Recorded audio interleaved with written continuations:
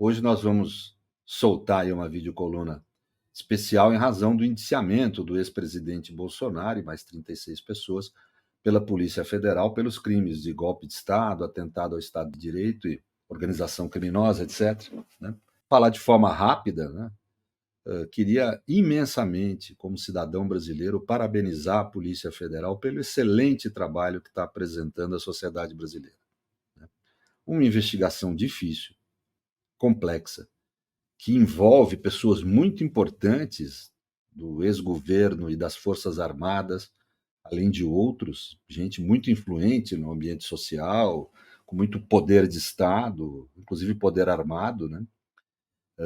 Mas a Polícia Federal fez um trabalho extremamente competente, histórico, em que está apresentando um farto conjunto probatório que demonstra claramente o cometimento de crime de tentativa de golpe de Estado no Brasil.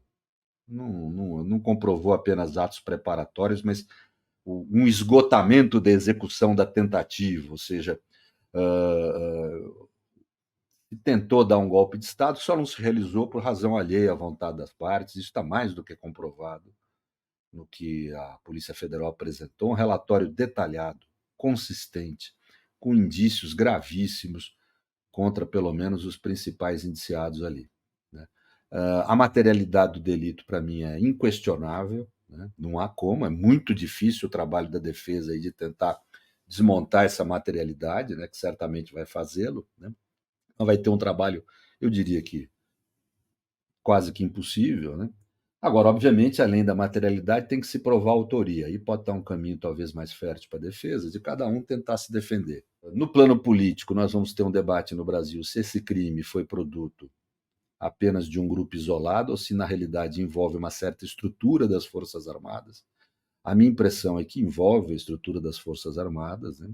O que exigiria algum dia, ou se for possível, uma mudança nessa estrutura, principalmente no ensino, eu diria, militar no Brasil.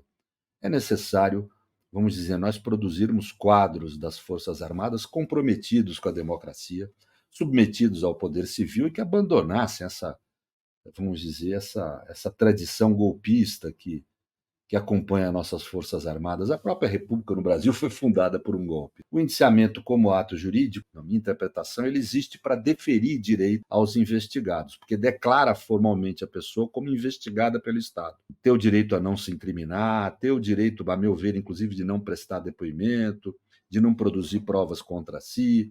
Agora o processo vai ir para a Procuradoria-Geral da República, que vai ter uma entre três condutas. Ou oferece uma denúncia, o arquivo o inquérito ou devolve para a Polícia Federal para esclarecer algum ponto. No meu ponto de vista, a prova está farta, né? A Procuradoria da República tem total condição de oferecer uma denúncia tecnicamente competente contra os indiciados, né? Deve fazê-lo, a meu ver. Nós temos que estar vigilantes para que isso ocorra e ocorra bem feito. Né? A questão do tempo é o tempo ótimo, ou seja, nem o tempo mínimo, nem o tempo abusivo, de longo, né? Mas o tempo necessário para que a Procuradoria possa fazer um bom trabalho aí. E creio que vai fazê-lo. Confio no nosso Ministério Público. Né? Mas é importante a gente estar vigilante em relação a isso. Tanto que seja feita a denúncia, a meu ver, que essa seja a decisão adotada, quanto que essa denúncia seja bem feita para efeito de produzir um bom julgamento. Vai haver a tramitação do processo junto ao Supremo Tribunal Federal, que inquestionavelmente é o juiz natural nesse caso, porque o Supremo, dia 8 de janeiro, houve quebra-quebra dentro do próprio Supremo Tribunal Federal. Semana passada, houve uma tentativa de ato terrorista contra o Supremo Tribunal Federal. A revelação ontem, feita pela mídia, mostra que o ministro Alexandre de Moraes estava sendo seguido e só não teve realizado um sequestro dele por uma razão alheia à vontade dos sequestradores, que um deles não conseguiu logística para chegar no sítio das operações. Então, realmente, não há dúvida de que o Supremo Tribunal Federal foi atingido, nenhum juiz de primeiro grau pode ter competência para investigar um caso em que o Supremo esteja envolvido. Imagine você, um juiz de primeiro grau, mandando, por exemplo, fazer uma busca e apreensão dentro do gabinete do ministro do Supremo Tribunal Federal. Seria absoluta tumulto, anarquia na estrutura do nosso judiciário. Quem tem que investigar aí é o Supremo, assim prevê, inclusive, o regimento do Supremo anterior aos fatos. Né? Portanto, É óbvio que a defesa vai questionar isso, é natural que questione, né?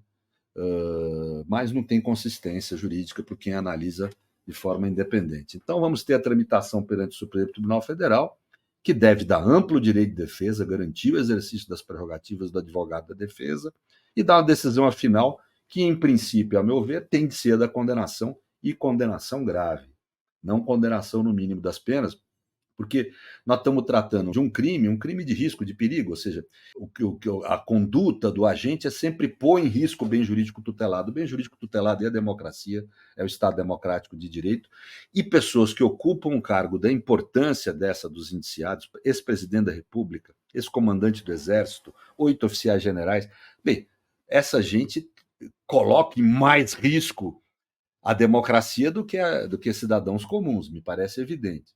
Nós temos aí o desvelamento de crimes graves cometidos pela cúpula, de uma parte da cúpula das nossas Forças Armadas, pelo ex-presidente da República, por ex-ministro de Estado, por gente, quer dizer, de extremo poder no ambiente de Estado e da sociedade, né? Portanto, colocar em grave risco a democracia tem que responder pelos crimes graves que cometeram.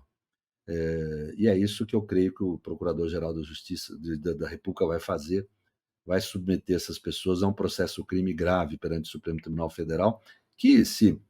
Agora, é óbvio que o Supremo Tribunal Federal vai ter que analisar daí a conduta de cada um, os que não tiverem demonstrado a sua autoria no fim do processo têm de ser inocentados, né? Os outros condenados, a materialidade do delito vai ser muito difícil a defesa conseguir romper.